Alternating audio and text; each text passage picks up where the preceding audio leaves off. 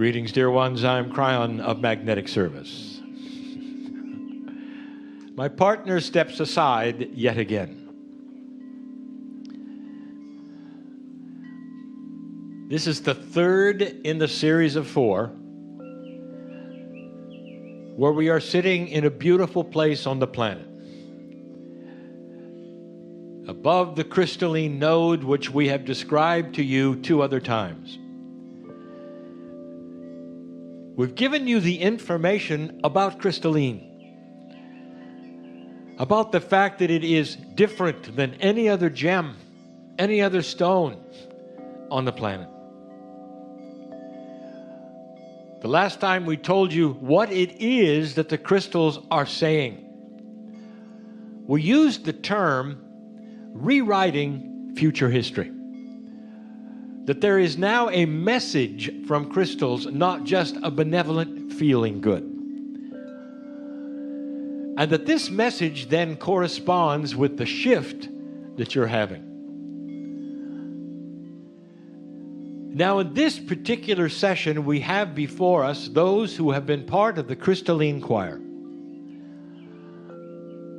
I gave messages yesterday to this group that I'm going to repeat and then enhance now. There is so much we could tell all of you about crystalline. And it's all good news. There's an actual celebration here. The celebration that is here at the moment is that this particular node has now been activated, whereas the last time I sat, it had not. This is extremely esoteric to many. And yet there are those who can already feel some differences. The minds that are here call to those who would take the stones, take more. They want to pass this message on to all those who would take them into their homes. It's a message of benevolence and also about hope for the future. When we say rewrite the history of the future, what this actually means is that up to this point, dear ones, human consciousness through bias and expectations think they know what the future is going to bring. The time fractals themselves, which is a form of physics that lets time repeat itself, would call to you that you're going to have the same kind of things you had in the past.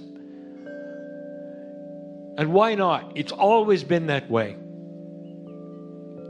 So you might say, what is the history of the future of the planet? And you would turn to your scriptures. You would turn to those who foresee the future, and you would hear the things they've always said.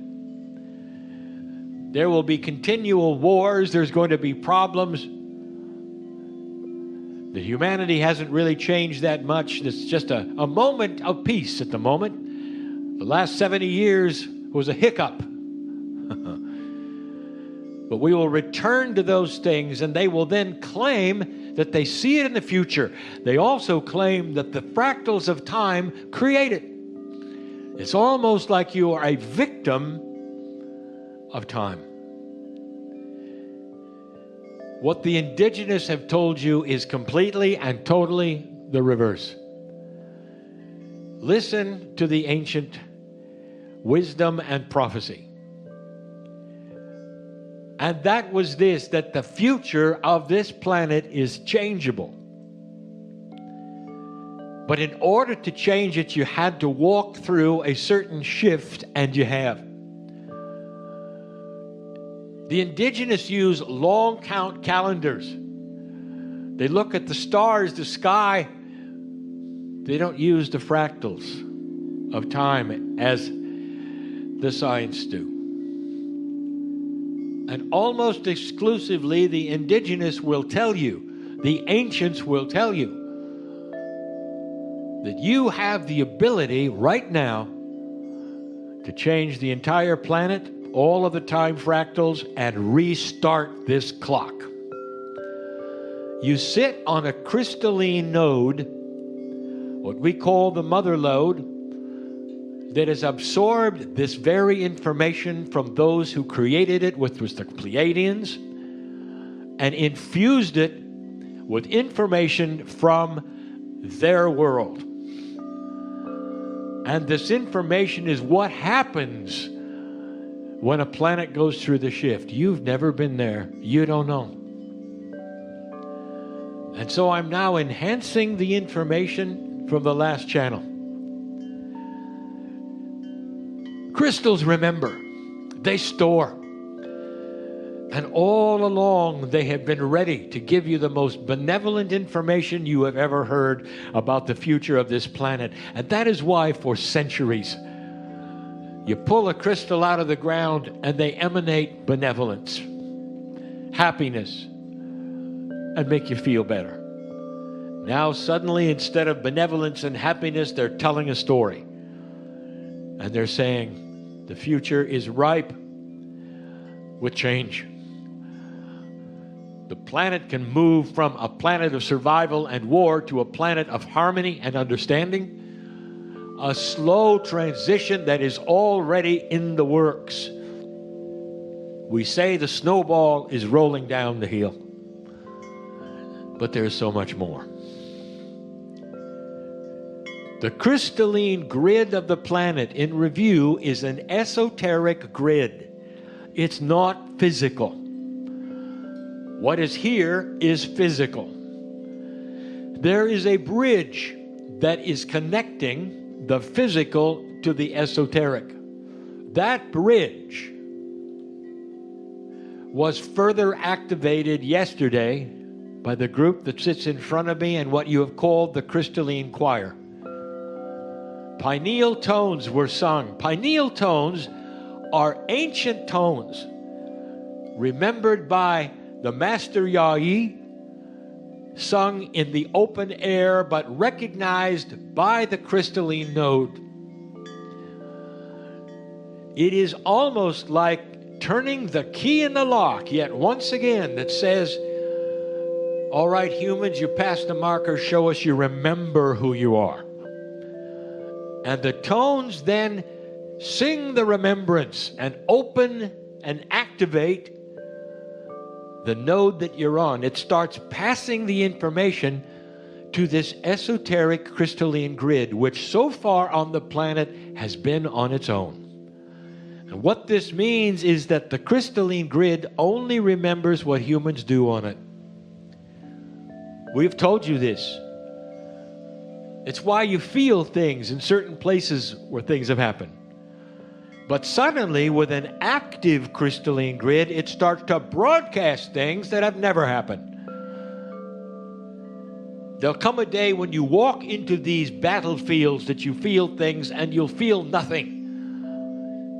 Because it's been recalibrated and rebooted to start broadcasting what it needs to say. Why would this be done? What's it all about? Why is it needed? When a baby is born on the planet, there is an alliance between Gaia and its life force. The indigenous know it. In Lemuria, they actually featured ponds of underwater birth. So the first thing the baby knew, it was going from the fluid of the mother to the fluid of Gaia. It was an initiation to the energy of the planet itself. And Lemurians and all of the ancients know that this is the appropriateness of birth in the water. Feel Gaia. First thing you feel is the warmth and the beauty of the water of the planet that encircles you. It's the water of life. And it goes from there. An alliance with Gaia is needed for balance spiritually. One of the things that is going on right now is you sit in the open, looking at a magnificent tree all around nature, while I channel on a bed of crystals. Now, this is going somewhere. The information that I gave yesterday was what the whales are here for. And again, I'll say it. Humans love whales. Whales and dolphins are an attraction, always. You want to be with them. You want to know about them. You want to learn more and more. Children, as soon as they can, and see a whale or a dolphin among any other animal, is so interested. Learn all the names of them. According to biology and the way things work, a dolphin is classified as a whale. So when we say whales, we are saying all dolphins and all whales of all kinds. What they're here for, dear ones, I said yesterday and revealed, they are the living crystalline grid. Now I'm going to explain that and give you further information. The crystalline grid of the planet reacts to what humans do and broadcasts to humans through the dirt of the earth. But the oceans cover more than 70% of the planet. And so the oceans would also need that information. And it's carried by the whales. The node that we are sitting on was then linked to a knoll in Patagonia. Now, Patagonia today is a combination of Chile and Argentina. But when it was set up, it wasn't. Yesterday, when Dr. Ovakaitis said that he did an excursion to meet a whale in Chile, I said, not exactly. And the reason why is because Patagonia is where the knoll is. It's not in Argentina. It's not in Chile. Not the way we think. Those names can change in the next thousands of years. They have changed before. But Patagonia is a continental recognition of the bottom of the planet, and that is where the whales go to mate and to have children. And when those whales have their offspring, the first thing the offspring are going to pick up is the new information that you have activated from this crystalline node going to the knoll called Mount Fitzroy. And this is why it needed to be where it is. So that no matter what the existing adult whales have in their akash or in the energy of them, the children were going to have the beginning of the new Pleiadian information, and they will swim the seas, and the next time they mate, they'll have children who will know all about this. The rest of Gaia, over 70% of it, which is in the water, needs to have this for balance. You can see that. That is why the whales are needed. The dolphins are needed. They all carry it. Kryon, do they know who they are? I want to ask you something. Whether it's been in the wild or whether it's been in captivity, have you ever looked in the eye of a dolphin or a whale for a long, extended time, especially in the wild? And if you have, I don't have to answer the question. You see wisdom. There's almost a wink that says, we know who you are. My partner has led many excursions to swim with dolphins in the open ocean around Lemuria. And the first time it happened, he couldn't hardly believe the procedure. They take you out in an open boat, and they dump you in the ocean, and the boat backs away, and the dolphins come to you. I want to ask you, do you think they're curious about what a human is, or do you think they're allied to your consciousness and know who you are? And then the next thing that happens is they swim around you. They show you their offspring. They celebrate and they jump in the air. Dear ones, they know it. They know it. And so do the whales. When the tones were sung in Hawaii in 2012, the whales became ultra active. And some of those who went out on the boats to watch the whales commercially got an earful from the guides who said, the whales this time of year never breach. They never jump out of the water, and that's all they were doing. Do they know? Of course. Do they know it with your consciousness? No. But they know it. They know who you are. They know they're allied with you. Oh, but it doesn't stop there. This new piece of information is so difficult to describe to you and give to you. It is so esoteric, and some will even question the validity. Nature creates variety for survival. How many kinds of monkeys are there? How many kinds of other mammals are there? There are many. And it does it for survival. The imprint of one, if one were to be exterminated, the imprint through their DNA is carried with the other that are varieties of the one. Biologists say that before the Pleiadians came, they don't say before the Pleiadians came, that approximately 100 to 200,000 years ago, there were up to 27 kinds of human beings. Just like all of the other mammals on the planet. Short ones, tall ones, one with tails, ones without. It was on its way to becoming just another mammal. And then everything stopped. My partner points to one specific Scientific American magazine in January of 2000, where they actually asked the question on the cover, what happened? Because now we only have one human being with 23 chromosomes. So there's only one of you. So the principle of nature itself says there must be a backup. And the backup should be in case there was full extinction, it can still continue in many ways. There has to be a backup. The whales are also the backup of the Akash of humanity. They carry imprints of your DNA. Do you think they know you? They are the backup for humanity. They swim the oceans of this planet, and today mostly they swim freely from being hunted. They will increase, and eventually science will see there's an alliance in consciousness in some way between all whales and human beings.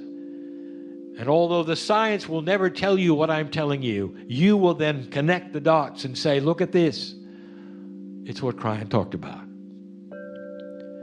Dear ones, all part of the crystalline grid. It's all part about that which is going on in the activation and this node which has continued. Tomorrow is the final installment. I'll tell you a little more about what they carry, what's going on, and the beauty and the celebration of everything that is here right now that is crystalline. And so it is.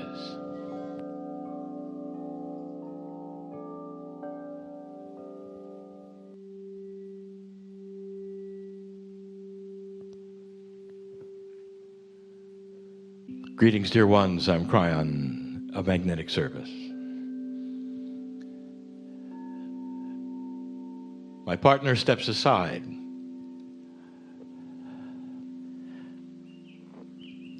For the final channel of 4. There are those of you who are super esoteric, who find meanings in many things besides that which is 3 dimensions. who understand that vibration fits in with your life to the same degree as that which is three-dimensional, which fits into others. That which guides your life many times is invisible, things you feel. Every single channel we have given you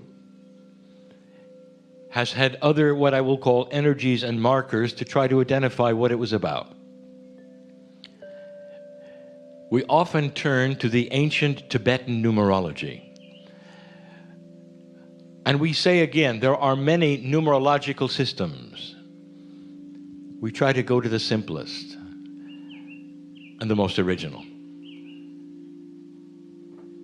And if you took a look at channeling 1, it would be about new beginnings. The beginning was about crystals. It was a channel that would identify where you were, what happened here. If you take a look at what was revealed in channel 2, the 2 in Tibetan numerology means duality. We started to get into the energies of what the crystals are saying to you. So we involved the human right away. The last time we sat in front of you was channel 3. 3 is a catalyst, and we told you about the life of the crystalline grids. We revealed whale and dolphin energies as part of the system. But did you notice that each channel got just a little more esoteric than the last? So we go from a very grounded way of talking about the gems in the ground and what is here in 3D, all the way to the last channel where we start talking about things that are very esoteric, that have only to do with energies that people sense and not know, beyond the sense, without validation, without science. And now channel 4. When you look at what 4 is, again, in the numerology that we celebrate and has been developed over centuries. Loosely, it means the grounding of Gaia. Is it possible we have returned full circle? And the answer is not really. For we're going to talk about the most esoteric thing yet, and we're going to speak of Gaia. But before we do, we like you to connect the dots, even those who are not esoteric, even those who have come simply to watch and to listen. We like to give you some things to ponder, even before we give you interesting things that perhaps you're not interested in. Some of you respond to the grid of the crystalline and don't even know you're responding to it.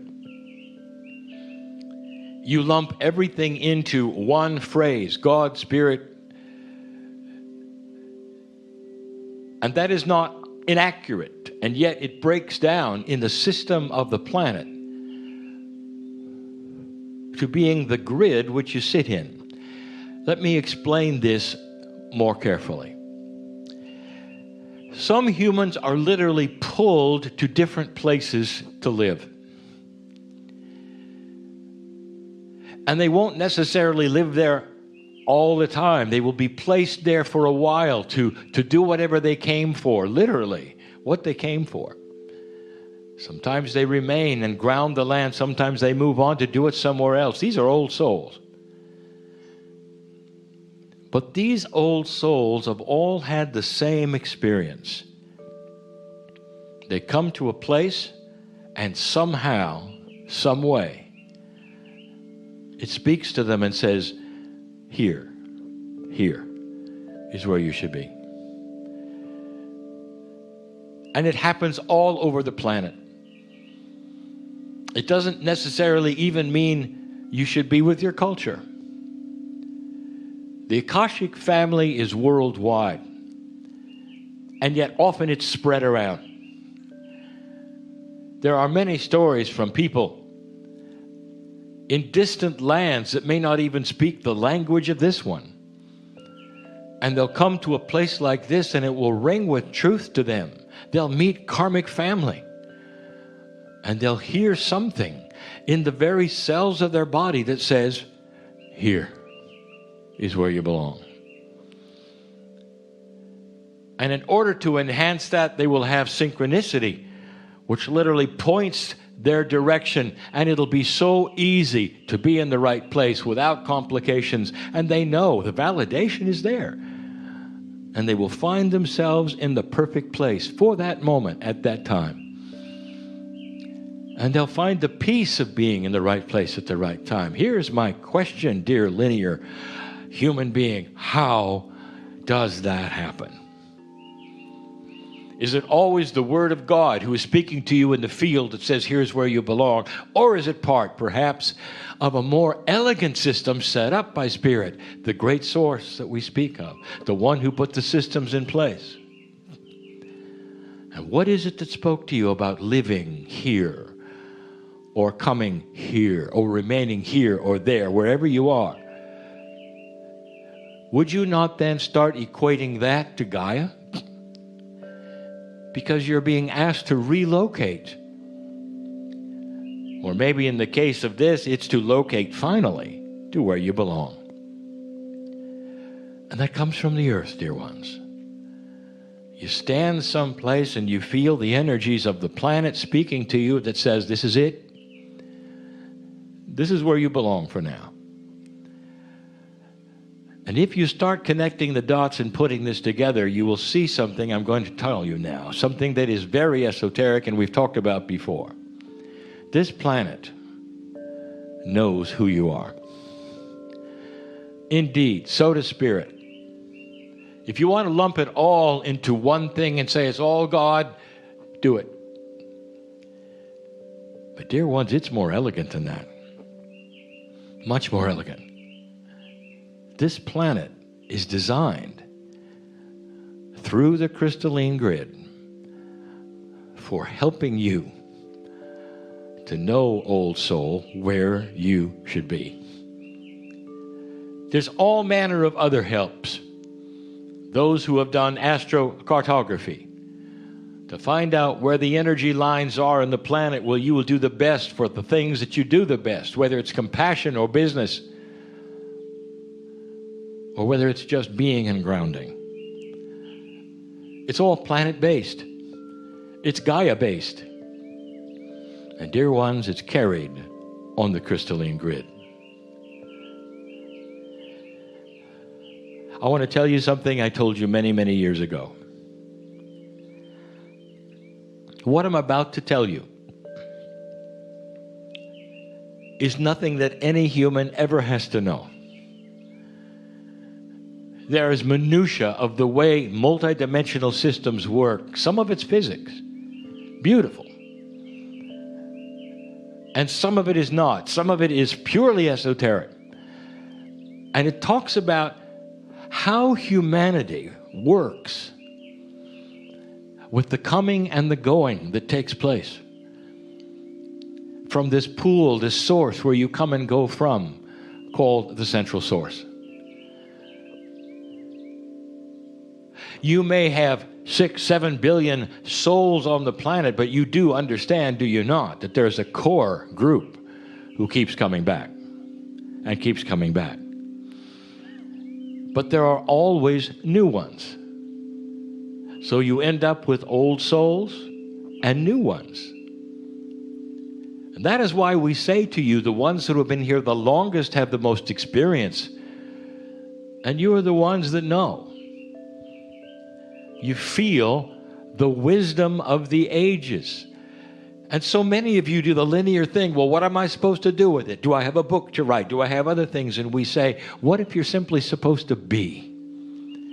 What if your very presence of your live body and your soul in a certain place actually affects the dirt of the earth? The animals know who you are. The atmosphere knows.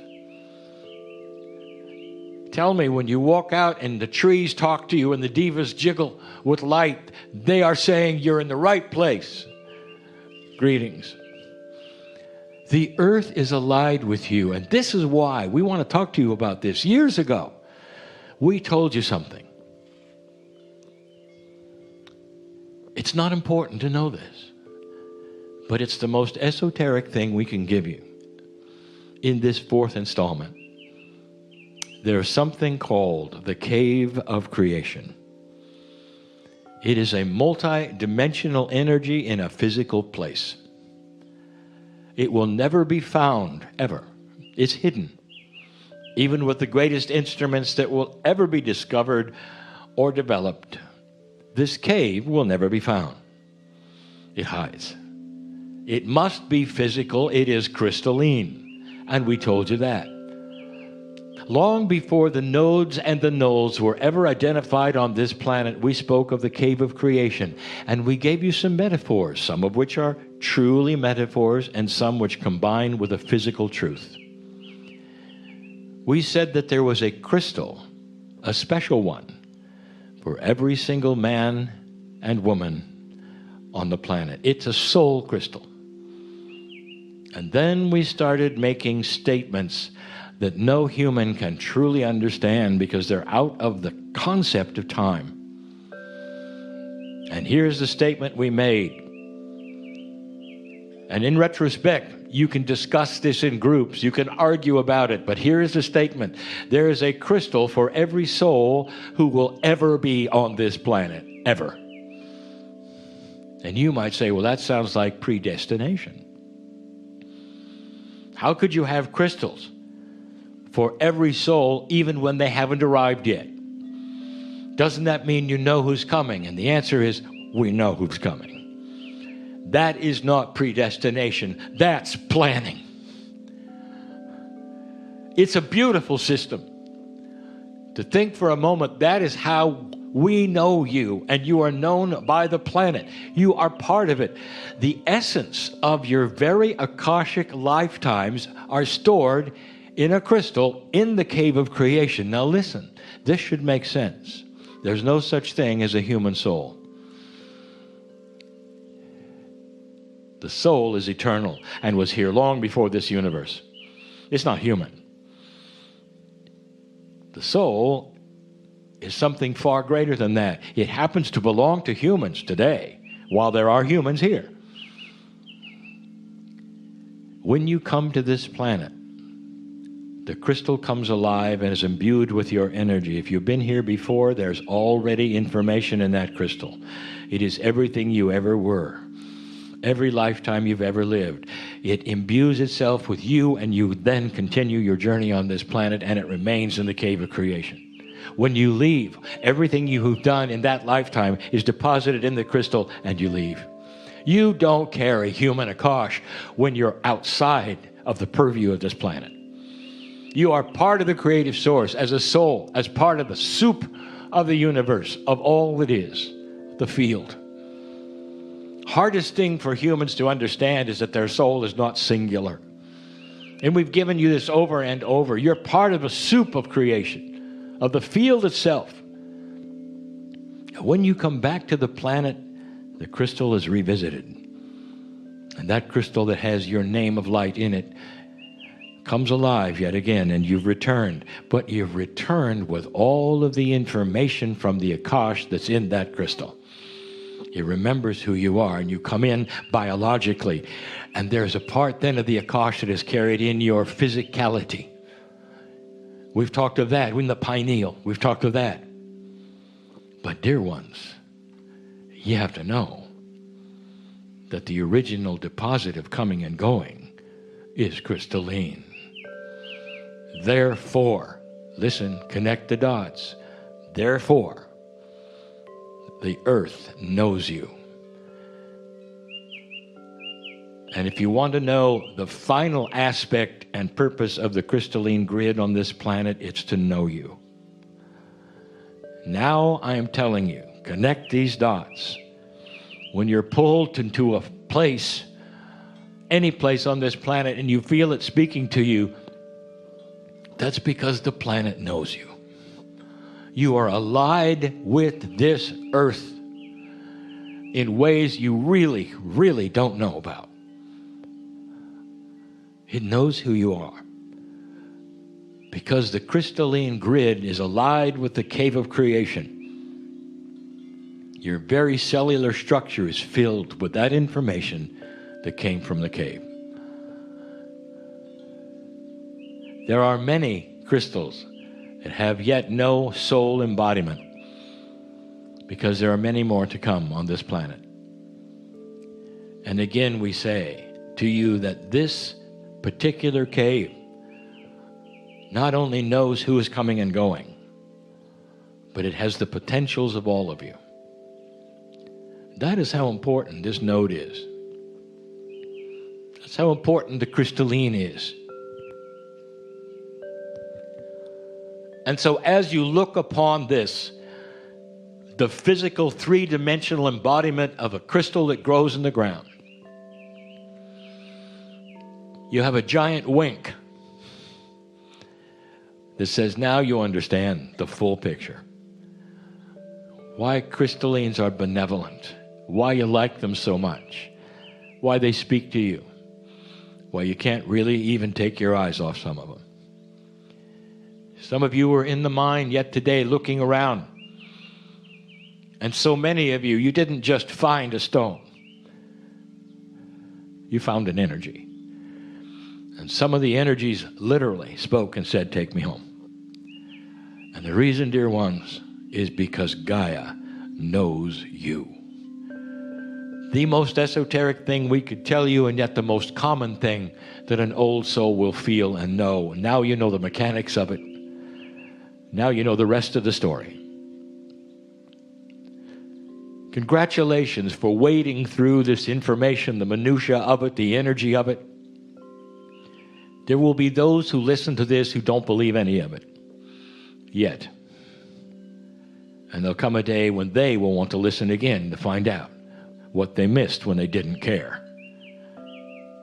That's what's happening to consciousness as it starts to elevate and discover itself.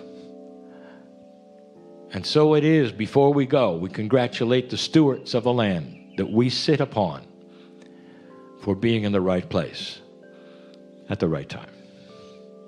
And listening to Gaia when it said, you go here. And so it is.